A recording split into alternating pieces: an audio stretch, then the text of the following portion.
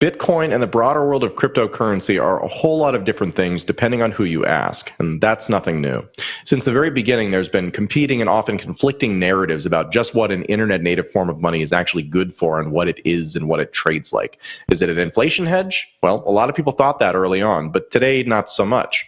As the token collecting population has expanded from kind of the very earliest cypherpunks to Wall Street eventually, the correlation between traditional and crypto assets grew as well. But that relationship has started breaking down. After 18 months of crypto markets following official job and productivity gains, basically like a Wall Street index, yesterday's latest round of official statistics had a pretty minimal effect. So I think it's a great time to ask ourselves what narratives are still standing up, and more importantly, what's the next story that we're going to tell ourselves as our age of monetary mania continues. Zach? I have no prediction on that. I'm going to boot that one. I'm punting straight to Jen. But Jen, don't punt it to me. I'm punting. I don't know who made this whole segment about markets. I love setting these things up. I got nothing. This is the best. I got nothing. Just tell us. Break it down for us like we're 5 years old. What does this actually mean? I don't know. I mean, I think that's the point, is that, again, like Bitcoin and cryptocurrency seem like they're a lot of different things, and that kind of the differentness about them depends on, are you looking at it on a short-term time frame? Are you looking at a long-term time frame?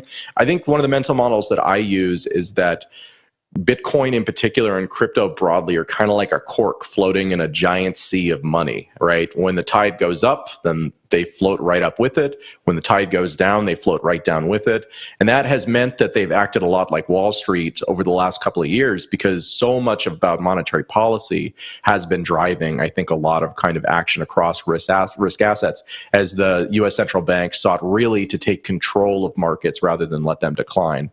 So I think that's what it is. But again, it's a hard question, Zach. All right, I'm going to ask you a question like I'm a 5-year-old, or a 5-year-old, I guess, crypto degen.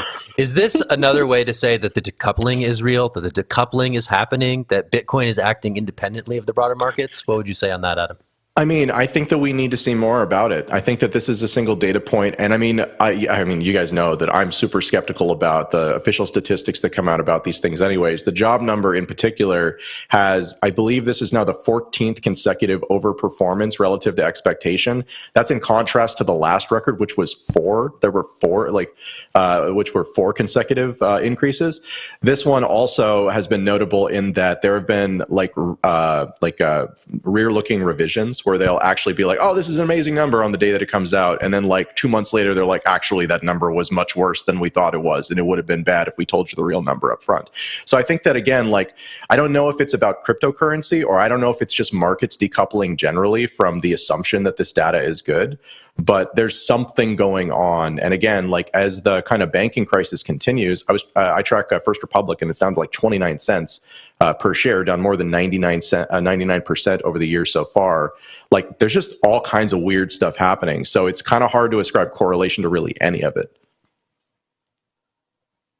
I didn't mean for this segment to just be me talking, guys. I actually like it. No, this is good. This is fun. We like this. Yeah. We're learning. We like We're learning here. This is good stuff. And now when the good news happens in the world, all the crypto people can also feel like it's good news, instead of being like inverse to sad job numbers. Sad job numbers. Yay. That was rough there for a while. It was a weird world. All right. Yeah. We're going to pause. Adam, thank you for doing that.